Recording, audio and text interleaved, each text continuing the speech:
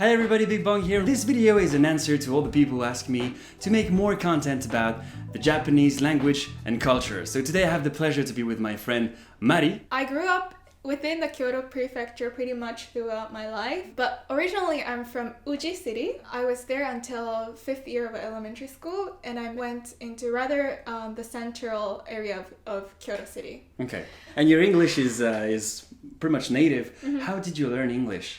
So when I was maybe around 8, I was here in Canada for around a year. Okay.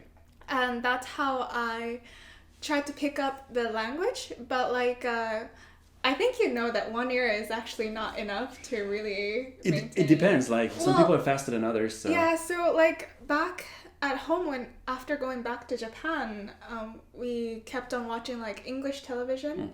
And also I was fortunate because I had siblings who I can talk to in English, but I didn't go to international school or so. Okay. So my English is not that perfect. Oh, come on. But yeah, that's how I basically maintained. All this to say that if you study Japanese, it's probably going to be the Hyojungo, the standard Japanese. But if you go out of Tokyo, the capital city, you'll discover an incredible source of linguistic diversity because there's so many accents, so many expressions and dialects throughout Japan, and that's very good to know. Now, you probably heard about the Kansai-ben, which is the language dialect spoken in the Kansai area of Japan, but that also includes other big prefectures and cities like Osaka and Nara. So as you can imagine, there must be rivalries between these cities and areas. Of course, words and expressions also may be different, but first of all, can you tell us a little bit about the main differences in terms of personalities and characters? Okay. So I think the most interesting would be the comparison between Osaka-jin and Kyoto-jin. Okay. There's a concept of Osaka no Oba-chan. You might have heard of it. Osaka no Oba-chan would be very loud, very expressive, speaking to you as if she was your mom. And Exactly. So they'll be they'll be very direct to you. They'll be very straightforward to you. So you might see the picture. So we would say Kyoto-jin are very calm and relaxed at the outside, but maybe in the inside you have other thoughts. But on the other hand, Osaka-jin would be very aggressive. They'll be enthusiastic towards everything, but they have really nice characteristics. Okay. But must say, Kyoto-jin has a really calm and elegant personality, I would say. But this is accepted. Even people from Osaka or people from Nara, they see that, they say, oh yeah, that's right. Yeah. We make fun of it because we can relate to it. So right. Yeah. Okay, cool. What about Nara? Nara. So Nara people. I have friends from Nara, but that's a difficult question. Well, I think in my opinion, Nara people are just very calm and kind. Now it's time to study the accent itself. So let's make the comparison in Japanese. 今日歯医者に行ったら虫歯が4本あることが分かった is 標準語。Kyoto-ben would be 今日歯医者に行ったら虫歯が4本あることが分かった。Nice. Could you tell the difference? Please let us know in the comments. So, would you like to analyze that a little bit? Oh, that's good. I think the main difference would be the intonation, how we would say. Yeah. 今日. So let's move on to the next part. I actually have some family in Osaka. I've analyzed the way of speaking, and I know a few things. So for example, instead of saying 本当ですか? You would say ほんまかいな. Do you use all these expressions also in Kyoto, or is it something just for Osaka? I think I've heard you use these expressions sometimes, so I would say, so that's pretty much Kansai-ben, right? Yes, exactly. What you just said would be, in general, Kansai-ben. Okay. Yeah. But how would you distinguish someone from Osaka and someone from Kyoto then? Okay, that's a good question, actually. So, in general, if you're a Kyoto-jin, you can actually kind of sense that people are from Osaka. Because of their character, like what you said before? Or both. The character and the way they speak. Okay. But I think the most prominent would be 来ない. Not to come or not to arrive. Yeah. Meaning, in Hyojungo, it would be 来ない. 来ない. Right? Mm-hmm. We, Kyoto-jin, would say 来賓. 来賓. 来賓. 来賓. Yes. But Osaka-jin would say けえへん。けえへん。けえへん。けえへん。Like yeah, so like that girl didn't come today would be like in Kyoto-ben we would say あの女の子今日来ひんかったな. Osaka people would say I think it would be like 今日あの女の子来えへんかったな. The thing is 変 is very Kansai-ben. Okay. hin is a little bit more on Kyoto side. But for example, when you use negation in your sentence, you would also... Hin, you have to choose which one you will connect hin to. You can't say tabehin. You need to say tabehen. But I think it's when you connect it with like i, so like kihin, shihin. Another would be shihin. する? しない? しない. Yeah. しひん. Yeah. Osaka-jin would say せえへん. せえへん. Interesting. She becomes せえへん. Yeah, exactly. I didn't oversleep today. Sentence. 標準語 would be 今日寝坊しなかった。今日寝坊しひんかった。今日寝坊しひんかった。So, and in Osaka-ben, they would say 今日寝坊せえへんかった。今日寝坊せえへんかった。Exactly. Interesting. Okay, so moving on, I think you prepared a few expressions for us today. Yeah, so number 1 would be 大きに. 大きに. I think this is very Kansai. It's a beginner word. Okay, 大きに. 大きに. It means ありがとう. Yeah.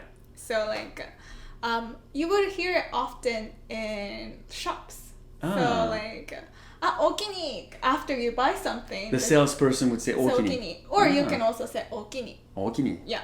It has nothing to do with oki being big. I don't know, I'm asking. It's a big... Thank you. Yeah. Yes, yeah. I don't know where it came from. Another would be ぼちぼちですね. ぼちぼちですね. ぼちぼちやなとかぼちぼちですね. ぼちぼちやな. It's like まあまあ。It's so. いや、今日の試験ぼちぼちやったわ.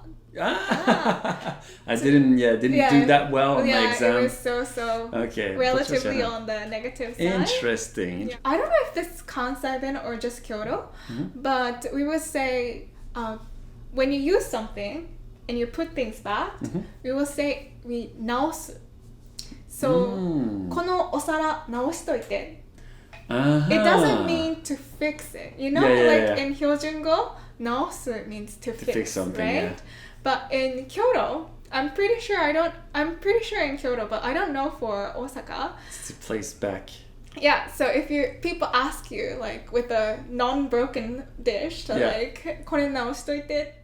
It's already not broken. Yeah, okay. Yeah, it means just to put it back to where it belongs to. Interesting. Yeah. One thing, it's very important. It's not a phrase, but I think it's very useful. Is that we use 春 a lot. 春? I think in 標準語, if you want to respect somebody, and like for example your teacher cooks, 標準語 you would say 先生が料理される, right? But in Kyoto or Kansai, we would say 先生が料理しはる. しはる? Yes. A verb that's already 尊敬語, for example, 召し上がる. How would you say that? Conjugated with haru. Would that be possible? That's not possible. Okay, interesting. So we would say 食べはる. 食べはる. Okay. 飲まはる. Okay. You can use はる in a lot of cases. Like you would use it basically all the time. I think it's the easiest 尊敬 way of saying. Yeah. So you can say like to look 見はる, to eat 食べはる. Right. To cook 料理しはる. Okay. To play 遊ばはる. So interesting. Very simple actually. Right.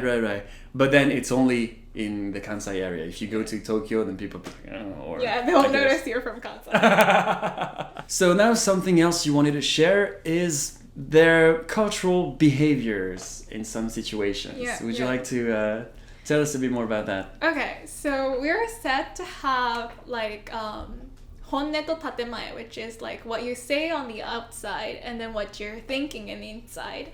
And Kyoto-jin is kind of famous for using this, what you say politely but kind of being very mean on the inside.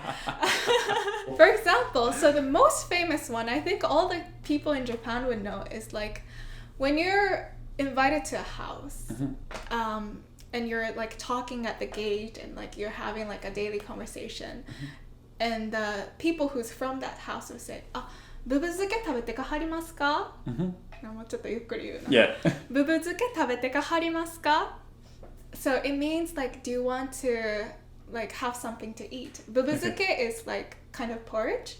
Porridge, okay. Yeah, ブブ漬け. it's お茶漬け.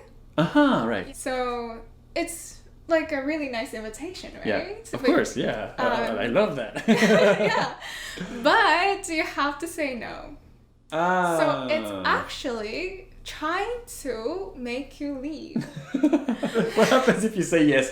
If you're, for example, the gaijin, like a foreigner like me, and you love ochazuke, you say, yes, let's go. What would happen? You'll be never served ochazuke, and you'll never be invited to a conversation. Oh my god. No, but that's kind of... Good. Please note that down because it's very important. Yes. I love it. So, it means like it's a question to induce you to say, no, it's good time, I have to head back. Right. So the person who's asking is actually wanting you to say, no, it's time for me to go back. So that's hence the question. Oh, Bong, めっちゃいい時計してはるやん。ありがとう. Okay, so she says, I have a nice watch. Yeah. So that means actually you have a nice watch. Why don't you take a look at it? Oh, look at the time. It's late already. Why won't you head home? So, I love it. Finally, what I want to share would be like, for example, there is a kid in your neighbor and who's practicing a piano. Yeah. The piano. And your neighbor would say like, あ、田中さんちのお子さんピアノ上手にならはったな。So it literally means, oh, your kid, his piano's getting better and better. Yeah. But what's actually meaning like is like, うるさい. Exactly. I've been listening to your kid's terrible piano for weeks. It's not getting better.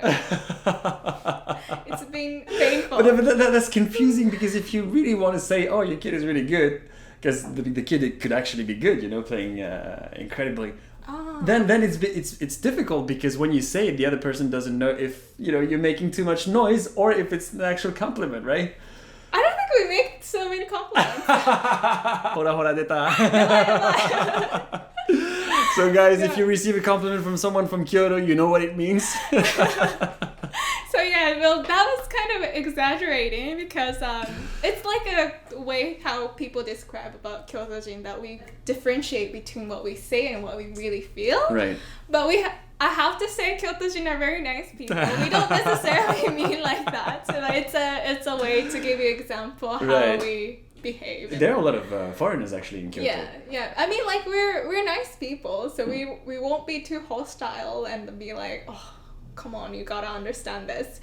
But like it's just how we are used to dealing with things. We don't want to be directly saying too many things. I think it's too offensive, but we try to say like indirectly more kindly express ourselves. So that's it, guys. I hope you had so much fun learning Kyoto-ben as much as I did. Thank you for teaching us, and I hope it made you want to travel to Japan and Kyoto as well. If you enjoyed this video, please let us know with a thumbs up. And the comment section is also all yours if you know other expressions from Kansai. Would you like to say all that in Japanese? はい。皆さん、もしこの動画が好きやった場合はグッドボタンを押してください。ほんで、もし他にこういう表現があるよとか、いやマリさん間違ってるよとかあったら下にコメントしてくださいね。You have a YouTube channel, so... Yes, I also have a YouTube channel with 9 subscribers at the moment. So please subscribe. Don't forget to share and subscribe to support this channel. And いい時計してはりますな。じゃあ終わりにしましょうか。